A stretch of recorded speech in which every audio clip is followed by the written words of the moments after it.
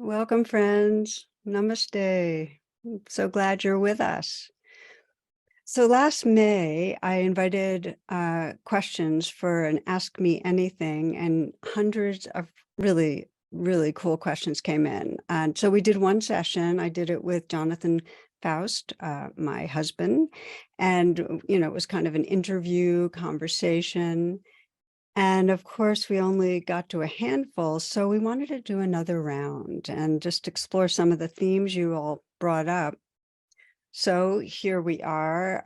Jonathan, as I mentioned, is my husband, a teaching partner, and like myself, offers weekly talks and meditations on his podcast, as well as half-day and day-long workshops and retreats. You can find out more about him at jonathanfoust.com. So welcome, dear. Well, thank you, honey. It's How's great to the be how's here. how's the weather over on your side of the house? It's always a little cooler on this side. It's probably because I have my heat blasting at 85 here. Something like that. Yeah. We've got some great questions. So I think we got a really good kind of loaded session here ahead of us. Jump on in. All right, well, we'll just dive in. So here's the first one. How can we be mindful and present in all our moments? I can't imagine trying to keep mindful of my breath or sounds or sensations and getting anything done. Mm, yeah. So how do we be mindful right here as we're talking to each other and onward? It's a really wonderful question. And the main thing that helps me is to think of mindfulness as a very flexible lens, and you can widen it and you can narrow it. So it might be in a formal sitting practice that it's a much more narrow focused lens, more microscopic, where you're really attending to and investigating the breath or sound or the emotions of the moment. It's just like that, much more focused. And then during the day, the kind of the lens can widen and still aware of what's going on, but more comprehensive. It's a more broad, receptive kind of attention.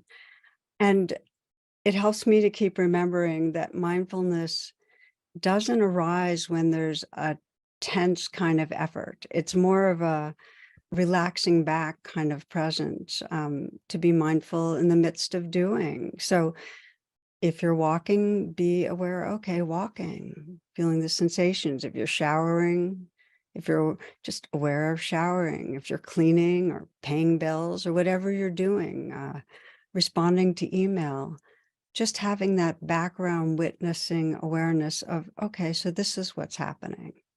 So right now, as I'm speaking and I'm seeing you, Jonathan, it's just to have that kind of awareness in the background that this is what is happening in the moment. And what helps me is to slow down. I mean, in the moments of slowing down, I come back here more, pausing. It helps me during the day to take breaks from screens. I mean, that's just the rule of thumb. Just get away from a screen and reground in your body. Years ago, I had there's this meditation mem that said, "Don't just do something, sit there," that kind of thing.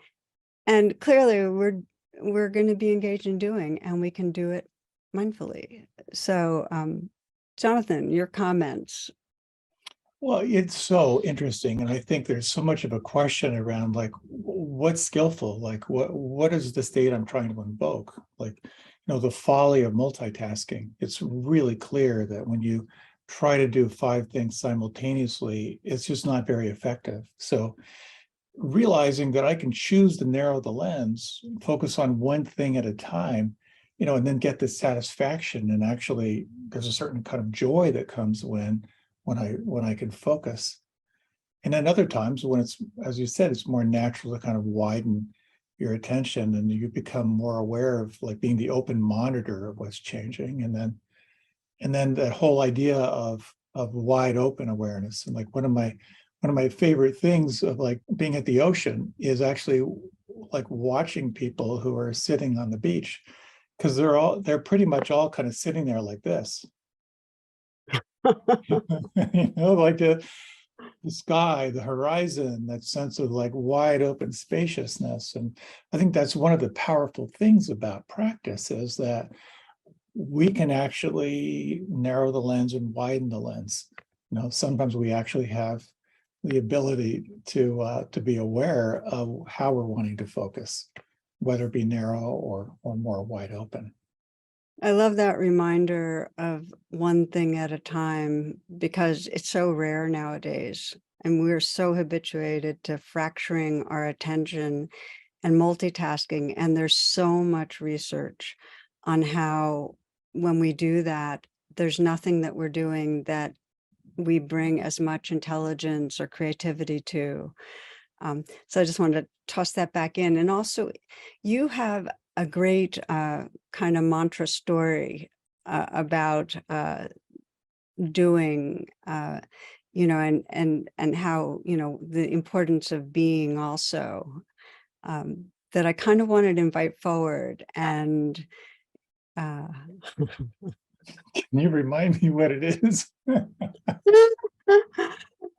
it had to do with Frank Sinatra. Oh no.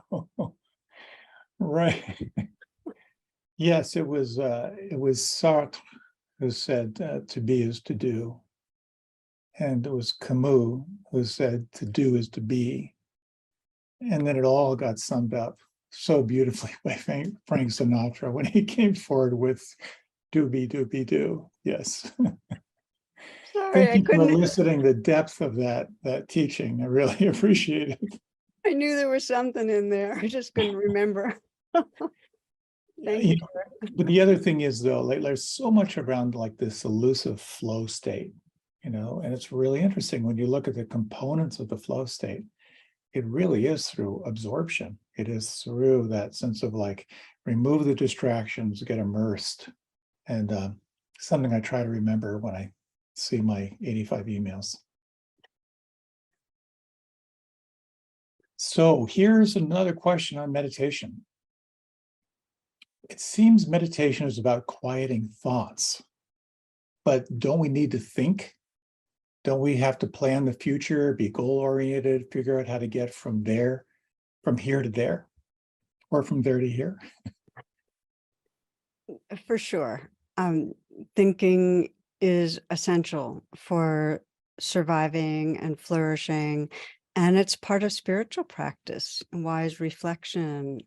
Um, I'm thinking now to respond to this question. And our brain is a predicting machine. It's just part of the way we're wired, and we're wired to lean into the future. We're regularly computing what will happen and how to proceed. And we have a map in our mind with an idea of what's going on right here and an idea of the future and some sense of a path. So that's just part of what guides us in navigating. And I mean, just to think of what it means if we're regularly living inside that map of a future, because then life feels like we're always on our way somewhere, that we're not actually right here. Um, you might reflect, those of you listening right now, if that's true for you, how much you're actually sensing that you're on your way someplace else. And then what do we miss when we're moving towards some future goal and we're not right here? Um, I think often about this story that came out in the Washington Post. This is years ago now, of a man was playing a violin in the subway, and thousands of people passed by him that morning. And the only ones that stopped were children.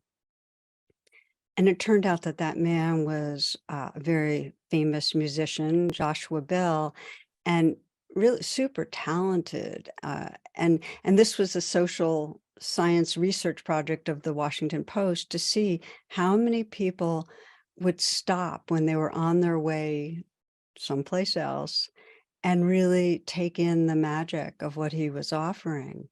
Um, our habit is to be on our way somewhere. And so we have to set goals, we have to think, we have to plan, and we also need mindfulness and full presence so that we can sense when it's too much and when we're right here, this moment is the place to be. You know, most of our planning and our thoughts are pretty fear driven. We overdo it. And I always think of that little story of the woman who sends her son an email, and the email says, "Start worrying, details to follow."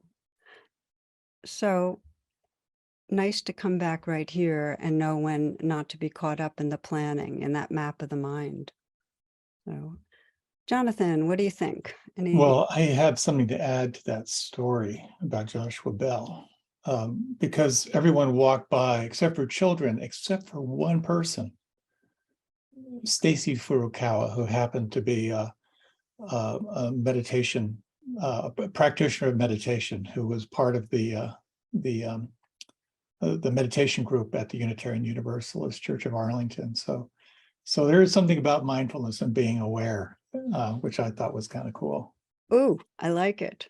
Well, I mean, we have a ritual, you and I, that we'll often go for walks and we'll have that meandering kind of conversation. And often we're planning and thinking and so on.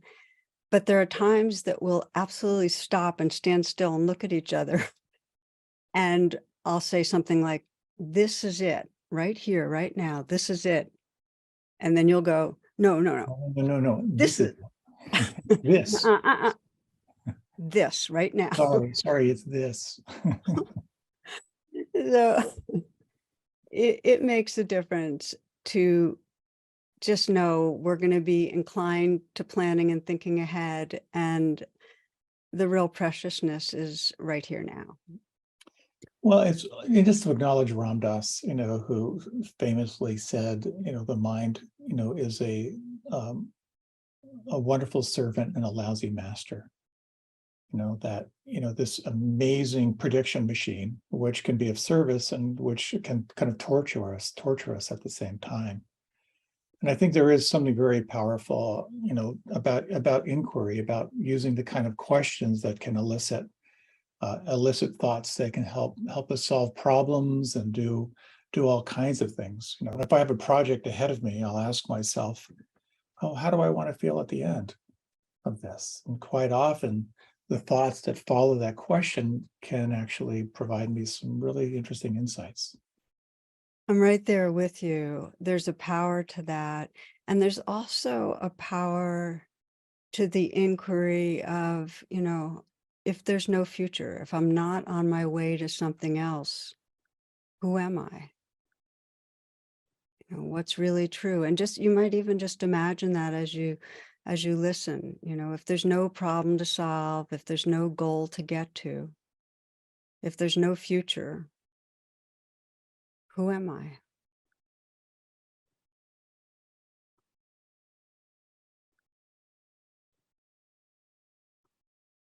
So this is a domain that deserves our attention. We know we need to set goals.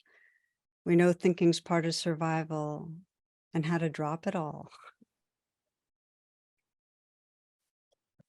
So this question is actually right along these lines, practice and being aware of the mind. I've been practicing meditation on and off. And most of the time when I sit, I'm restless. I plan my day or I worry about things. I have such a busy mind, and I don't think I'll get rid of all this thinking. Is it possible I'm just not cut out for meditation? Mm.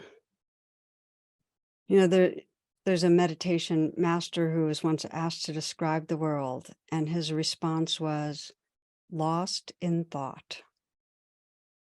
And that came to mind because this isn't, for you who's asking that question, this isn't your personal predicament. I mean, most of us have busy minds and spend a lot of time lost in thought. I mean, if you think about the last day or the last few hours and where were you?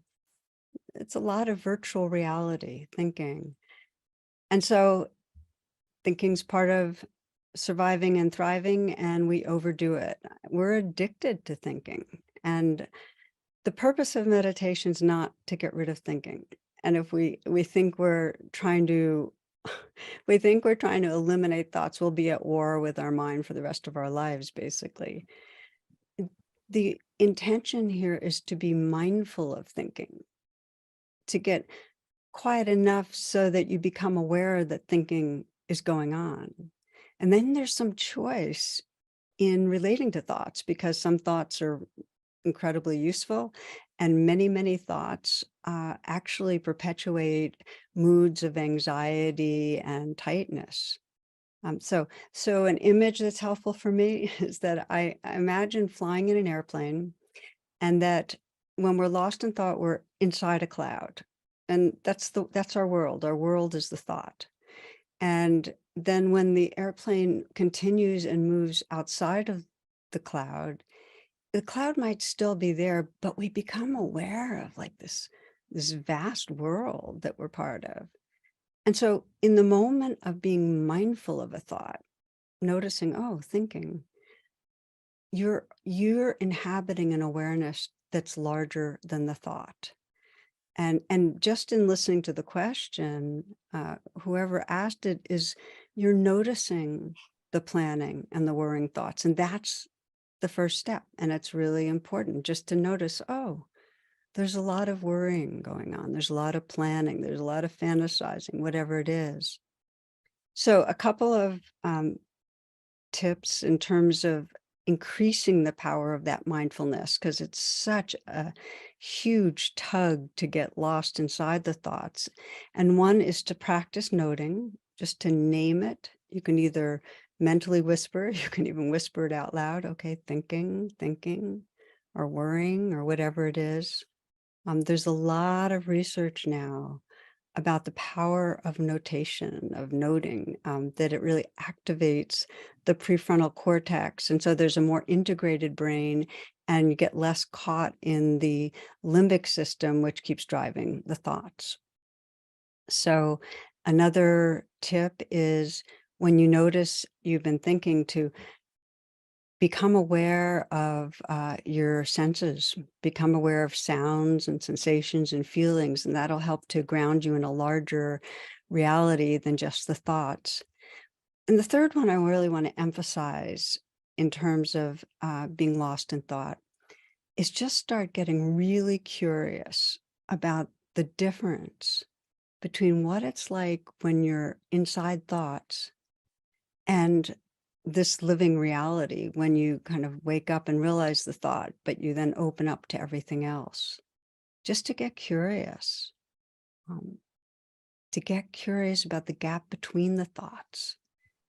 So this training of attention, it'll give you more and more capacity to notice when you've been lost, and to actually have choice in your life experience, because you don't have to follow every train of thought that that is hurtling through.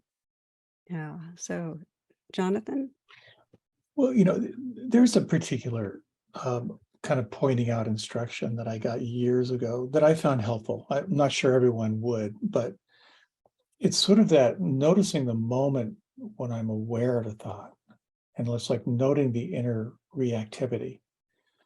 And either it goes towards some form of like chastising myself, like judging myself, like, oh, you lost the anchor again, or like, how long have you been thinking? The intense self-judgment that can come with it, versus learning how to associate a sense of like pleasure in the waking up. Mm. It's almost like a mild celebration, but it's like, how can I associate pleasure to waking out of the trance of thought? And part of the pleasure, just kind of reflecting back what you said, is like when I can come back into the senses and completely relax, it can be an intensely pleasurable thing. And I find that to be helpful. At times, I just find that to be really helpful when I realize, like, oh, I'm back. I can relax my tongue. I can feel the weight of I can feel the sensations in my palms. It's that difference between kind of judging and celebrating the fact that I'm awake again, if just for a few nanoseconds. Yeah, I mean, what comes to mind as I hear that is I notice for myself, often when I'm waking up out of thoughts, if they're anxious thoughts, what I'm waking up into is a more actual raw sense of unpleasantness.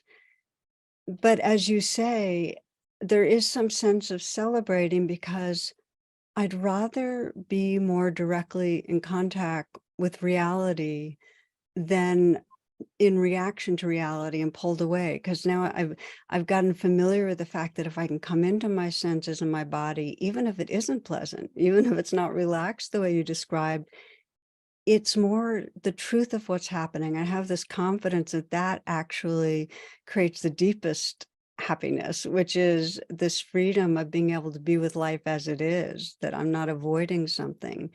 So I love the way you're framing it, that on some level we can celebrate being more awake every time we open up out of a thought and into a larger reality. And Dr. Huberman, talks about, part of like being a discipline is like finding pleasure in the challenge. So when you're kind of coming to the edge, you're maxing out some muscles to actually associate pleasure to it. Like this is really going to benefit me. It's unpleasant now, but it's really going to benefit me. I remember being on a month-long retreat and once again, waking up out of the trance of thought, and just this little light came on that said, this is this is training. I'm training my mind. And there's something kind of juicy about that. We're really reminding ourselves that this is a practice of focus and then refocus. Like something's happening inside that can be tremendously beneficial, even though it's a challenge. Yeah, that's a beautiful reminder that more than anything, we want to be fully who we are. So any way of evolving, even when it has edginess and unpleasantness, the evolving itself is really gratifying. Mm. Well, here we are continuing right along this theme. The next question, they're just kind of lining themselves up here. How do I know when I'm meditating when to pay attention to thoughts? Sometimes my thoughts seem so creative that I'm having meaningful insights. It's a great question because it's true that the more we step out of autopilot, the more we're actually present, then the habitual patterns of thinking shift, and there's actually room for more creative and potentially insightful thoughts. So there's actually a type of meditation that is explicitly dedicated to cultivating that kind of thinking. It's an intentional way of contemplation, and um, the way it's practiced is first you do take some time intentionally relaxing and quieting the mind, so there really is a quality of full presence. But then into that presence, you drop in an inquiry. What's the nature of impermanence? What does it really mean to die? What are the roots of suffering? What arouses love? What really brings freedom? You ask questions and you kind of drop them into that open presence. And so you are paying attention to the thoughts that arise, and you might even journal. So that's a whole part of meditation. But I want to say that that's different from the formal training of mindfulness, which isn't fighting thinking, but it's as we've been describing, it's to notice it and then relax open and rediscover the larger space of awareness that thinking's happening in. And then to rest in that larger space so that thoughts can be there, but we're not identified. And so I do want to reiterate that that's invaluable. Contemplation's a really useful thing, but it's invaluable to get the knack of waking up out of thoughts and sensing, oh, that was virtual reality. This is larger than our thoughts. This, our thoughts are always symbolic. They're pointing to reality. So when we open up out of thoughts, we can rest in that reality. And um, there's one of my teachers, when I say my teachers, one of the spiritual masters that's most influenced me, he's been gone for a long time, Sri Nisargadatta, has a quote I love. And he says this, he says that the real world is beyond our thoughts and ideas. He says we see it through the net of our desires, divided into pleasure and pain, thoughts of right and wrong, of inner and outer. But to see the universe as it is, you must step beyond the net. It's not hard to do so, for the net is full of holes. So yes, there are creative thoughts, insightful thoughts. There are times to dedicate to exploring them and to not miss out on the radical freedom of waking up from thoughts so that we're living in a larger truth. And there's something really interesting around, this practice of Vipassana, something's called insight meditation, so every now and then we experience something that's beyond the linear rational mind. We're outside the frame of this, finite mind, and we see some larger reality, and here's this amazing insight. And I know for myself, I get kind of attached to the idea of having more and more insights. And I remember once being on a retreat and just thinking, okay, well, what's the anatomy of an insight? How do I make an insight happen? Of course, as I contemplated, it was like, relax and receive, let go of the desire for anything other than what's here. That's the anatomy of an insight. We can't make it happen. All we can do is kind of create the most optimal space.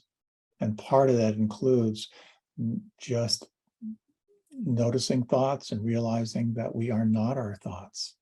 And it's such a fascinating dance, because the doorway through to seeing beyond thoughts is really just that falling back into presence, falling back to be the witness.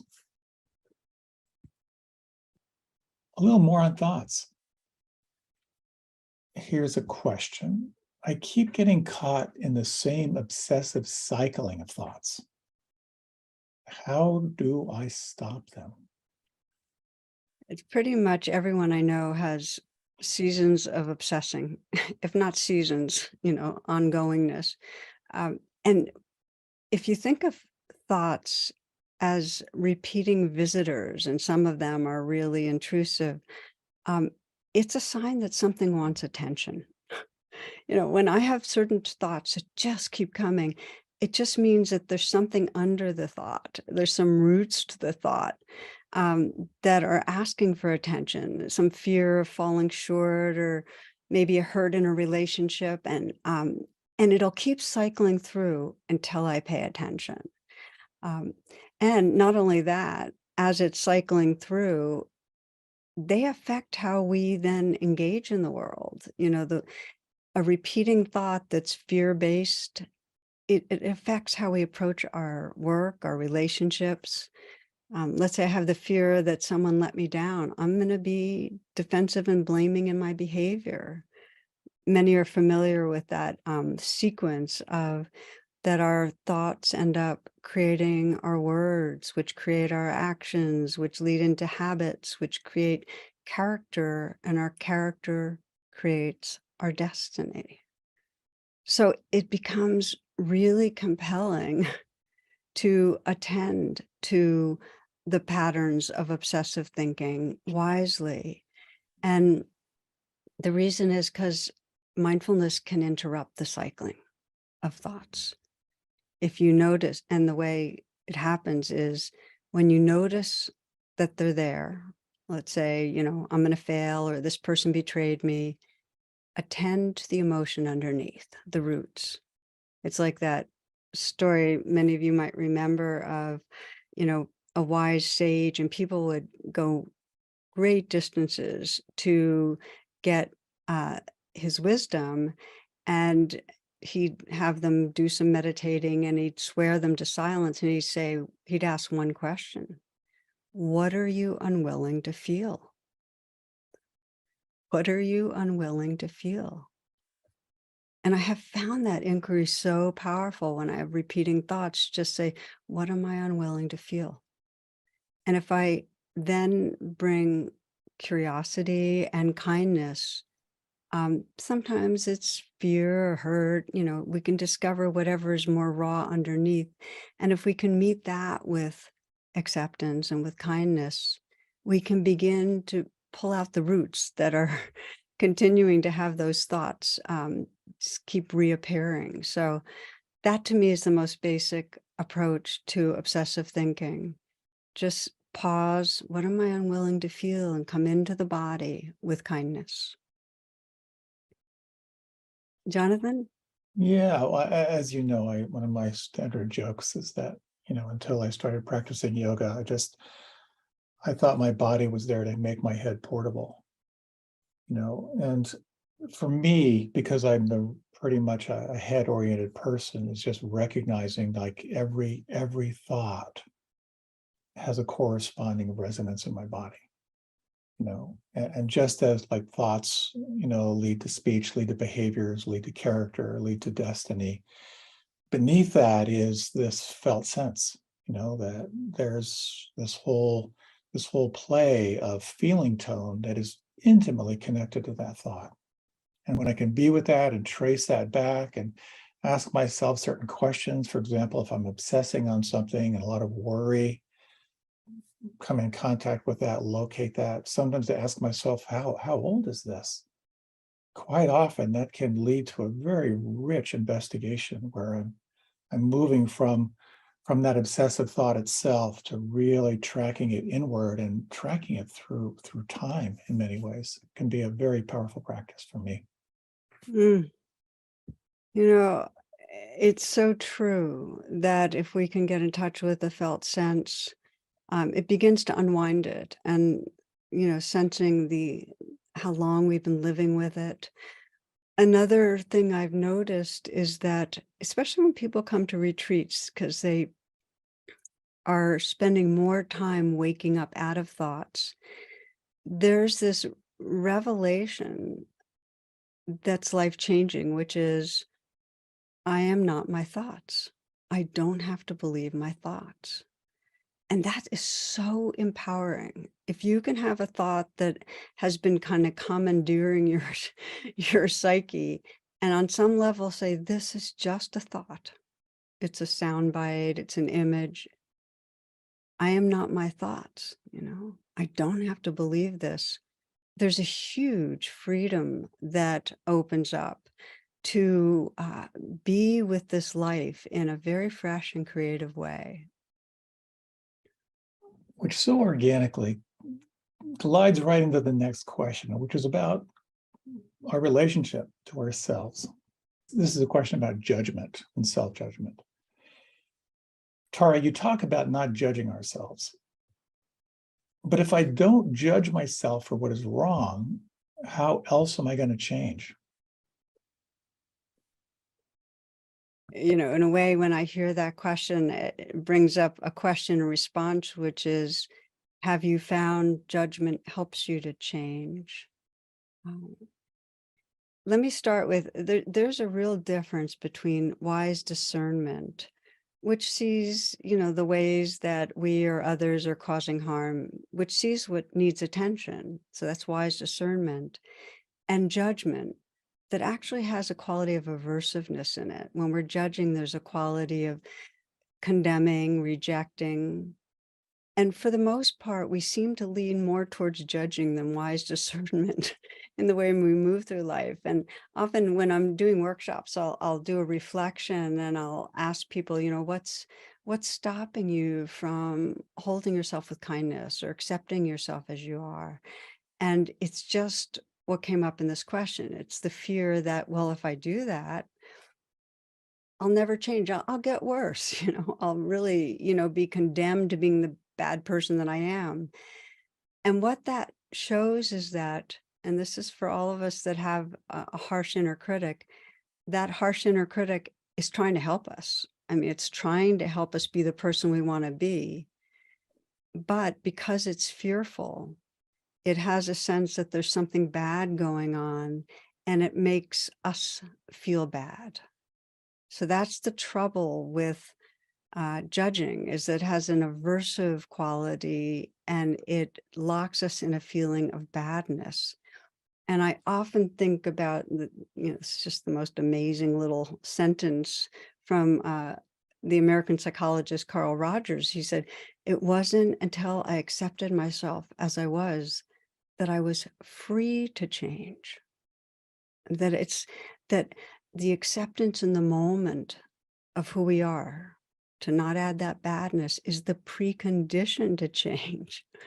So I can just speak personally that, watching myself over the decades, that in the early days, I had a very, very harsh inner judge and judged me for being selfish and for being irritable, for being, not coming through the way I thought I should in relationships, for compulsively overeating, the list went on.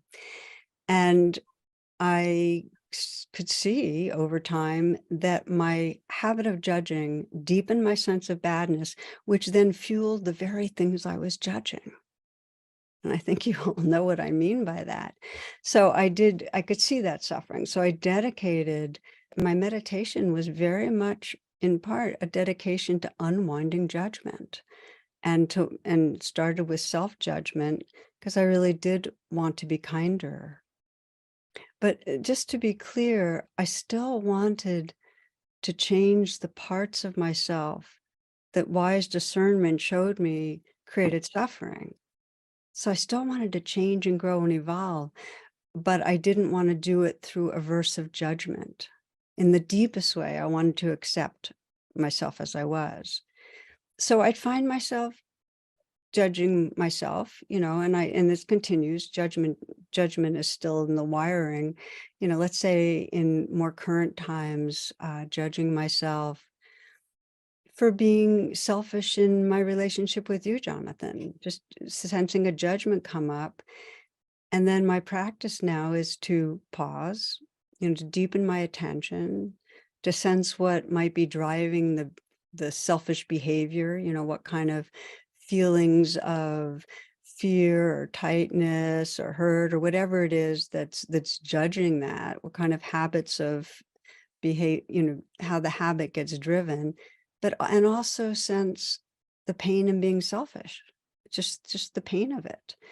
And feel compassion towards myself. I'm putting my hand on my heart because it happens a lot that I just see myself coming from a tight place and saying, "Oh, okay." And if I can arrive in a more compassionate presence, I still care about growing, and I'm much more inclined to be less selfish the next round. And it didn't come from aversion, it came from presence and care.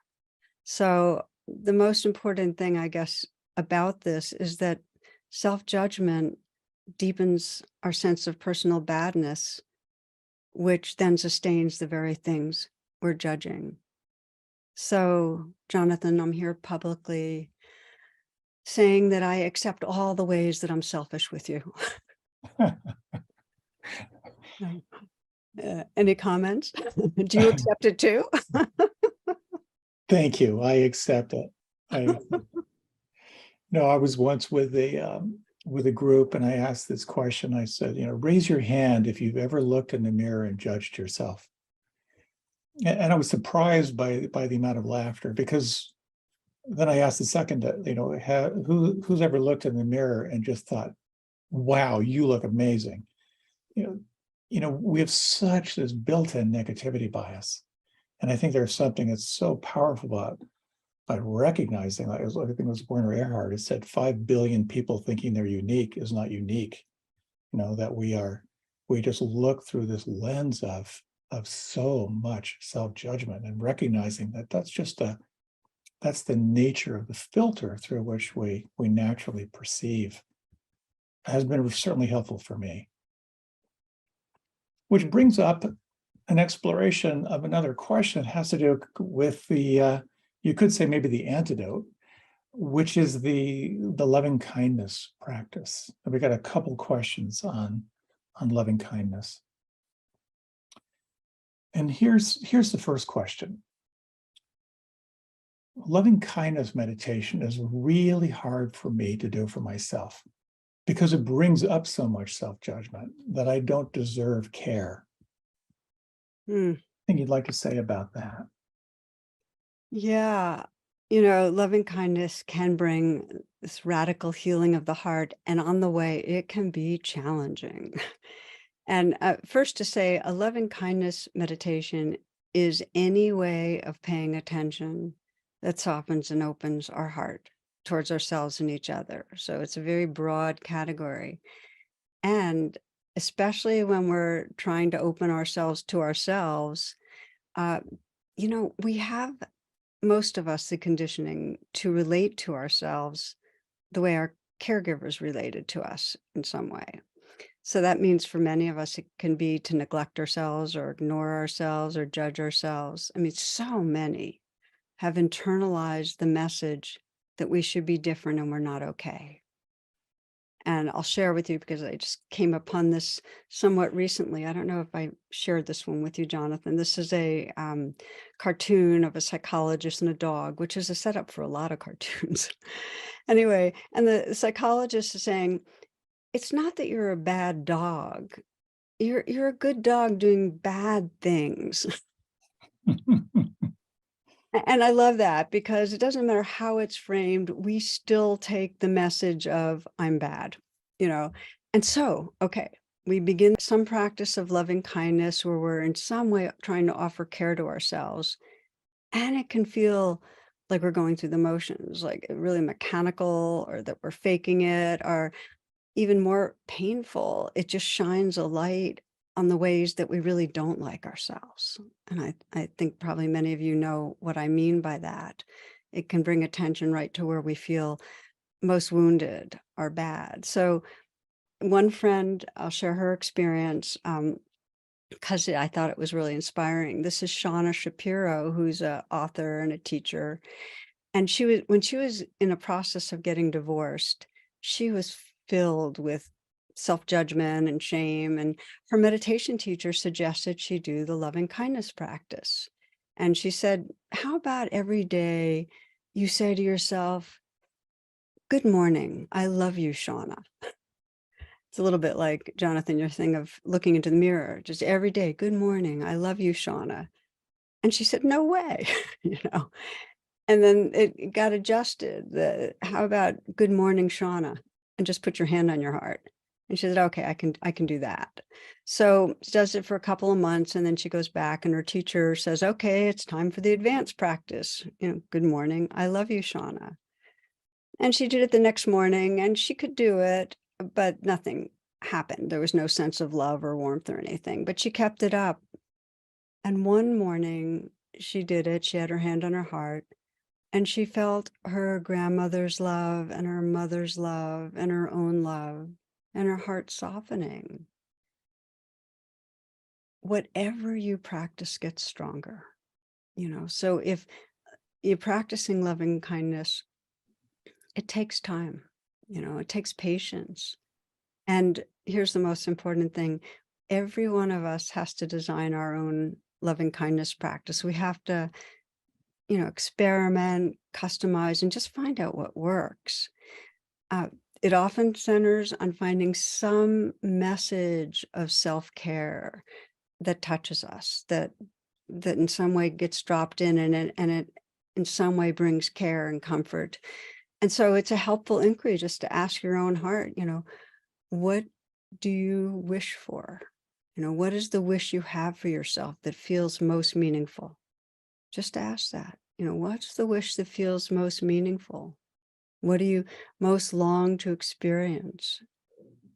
For some people, it's, may I accept myself as I am? Just really want that experience of accepting themselves and just offering that prayer is like a caring offering. And another might be, may I touch peace and ease? Or may I feel joy? Or may I love without holding back? There's just different wishes. Um, and shifting the message if it needs be to keep it fresh. For myself, any moment that I in some way send the message, trust your goodness, and I'm pausing to kind of do it in that way. There's a kind of sincerity that comes up in me that is tender and relaxes me. Just trust your goodness. So, what I'm hoping to convey, loving kindness isn't like a cognitive affirmation, it's deeper than that. I mean, some of you might remember that story of the cartoon of the dog that's in a bed and he's sleeping with this headset. And the words coming through the headsets are, good doggy, you're such a good doggy. Aren't you a good doggy? Yes, you are. So it's not that. It's not like you are a good person. It's more trust your goodness. And maybe you can feel the difference in that. And I'll just say a few more tips because this is an area that feels so potentially powerful in healing us. Is that if you want to explore the loving kindness practice, begin by just sensing your intention, that your intention is to awaken and open your heart, just knowing it matters to you. And, if you're shut down and it's really hard to offer your self-care, just bring to mind uh, somebody that you love and trust and just sense them offering you care. It helps to sometimes start the loving kindness practice by remembering other people you love that are easy to love and feeling your love for them. Just may you be happy. And then become aware of your loving, because that'll put you in touch with your goodness. What really wakes up loving kindness is getting in touch with goodness. That is the key. Whether it's waking up care for yourself or care for another, in the moment that the eyes of the heart see goodness, we get tender. So if you remember your love for another person and then just sense that loving, you'll sense the goodness of that loving and start feeling more care towards yourself. Also reflect on other qualities that you appreciate in yourself. Sense what you most care about. If we get in touch with our deepest aspiration, we can sense the goodness of that. Or maybe see yourself as a child and remember, just the innocence and the joy and the curiosity of being a child, or sense your future self, where there's a more free flow of wisdom and love. So there are these different ways of moving our attention to come home to sensing goodness and being able to then offer some care. And when you offer care, and this is important, do it a few times so you're really feeling sincere. You're feeling sincere in the midst of it. And, as you offer it, sometimes helpful to have the hand on the heart, to feel your breath at your heart. And then imagine what the words mean. So if you're saying to yourself, may I be happy, or may I feel happy, then imagine what that would be like. Imagine it. And you might do it for a moment right now. Just sense a wish that resonates. Something you'd like to wish for yourself.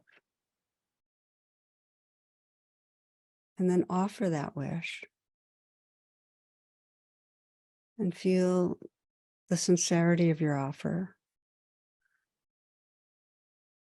And imagine the manifestation of what you're wishing.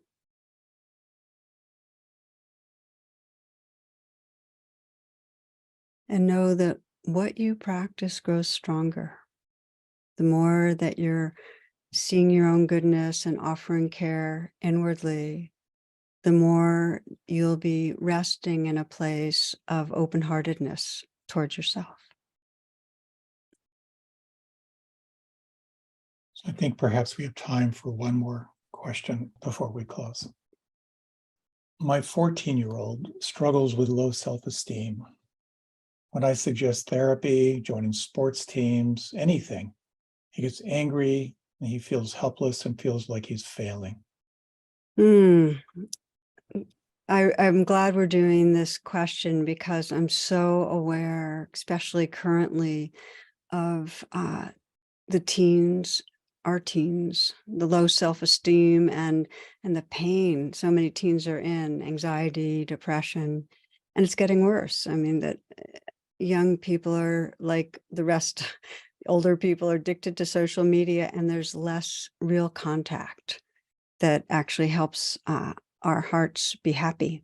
So the starting place as a parent of a teen who's struggling is self-compassion, because um, it's so hard to have someone you love struggling.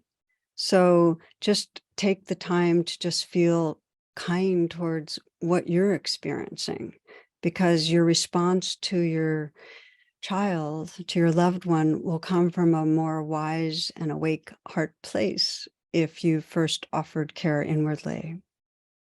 I mean, I remember some years back, a couple parents came to talk to me because their son in his early 20s was living at home, was completely disengaged, not working, hated himself, withdrawn. And, they had suggested therapy, which he didn't want to do. So they're just saying, well, what can we do? The wife saying, should I send white light? They're wondering, should they be setting boundaries, forcing him to work? So I asked them a question. I said, it was kind of a reflective thing of, well, tell me what you love about him. What do you most appreciate? So I'm basically asking them, tell me about his goodness. And they listed it, which included, his amazingly creative guy, incredibly kind, generous, funny and fun when he wasn't completely oppressed as he was now. And I could see as they shared that, their hearts open. So I said, this is your meditation right now. Every day, just meditate on his goodness, uh, and let him know what you love, let him know what you appreciate. And I saw them a few months later, and there was just so much more openness and warmth and lightness in relating. And an opportunity had come up for him to volunteer doing, I think it was digital engineering or something, sound engineering, which he took on. And then he was going to sign up the next semester for community college. So I share this story because there is such power in being a mirror of goodness for each other, such power in it. And so it doesn't mean we don't look directly at where our teens are struggling and find a way to work directly with the pain. It doesn't mean that we don't do what we can about our society in terms of social media and the atmosphere our teens are growing up in. But it means that individually, we make it our deepest intention to remind them of what we love. I always think of Arne Gorborg, who wrote, to love somebody is to learn the song in their heart and sing it to them when they have forgotten. Yeah. So Jonathan, mirroring goodness, just anything you want to share? Well, I'm not a parent, but I was a teenager, and I'm just aware in my own life, and certainly with those that I'm with, that so much of our pain comes from some identified unmet need. And I think, and I'm imagining as a parent to really ask yourself, what are you hoping for? What is it that you're wanting? To investigate and to be with that. And certainly when we're with others, to open up that question is a very powerful way of beginning to move beneath, the surface behaviors to really sense what is it under this that is needing some attention. What is the unmet need? What are you hoping for? What are you wanting? That can evoke certainly a vulnerability, but also a lot of tenderness that goes with it. It's such a beautiful question, because if we look at somebody who's hurting, lonely, low self-esteem, and we ask ourselves, well, just to think of that person and sense, what do you need? Where does it hurt and what do you need? So often what we get is they need our loving and some reminder of their goodness. And maybe to close in that spirit, all of us together, since this is so pervasive, to take a moment to reflect as we close. And you might bring to mind somebody in your circles, family, friend, colleague, who's having a hard time right now.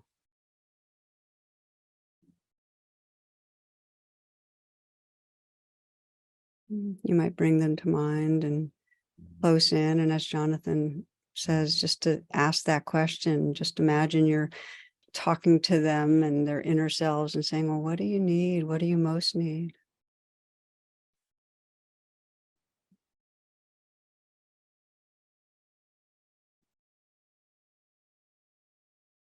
And you might sense the quality of loving that they need, and perhaps even imagine with that person letting them know something you appreciate about them, being an active mirror of goodness.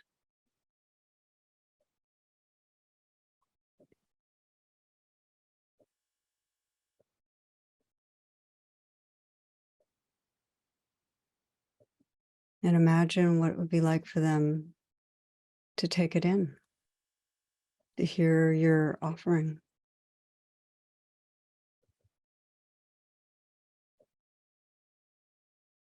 Just sense the field, the heart space that opens up, the healing that becomes possible.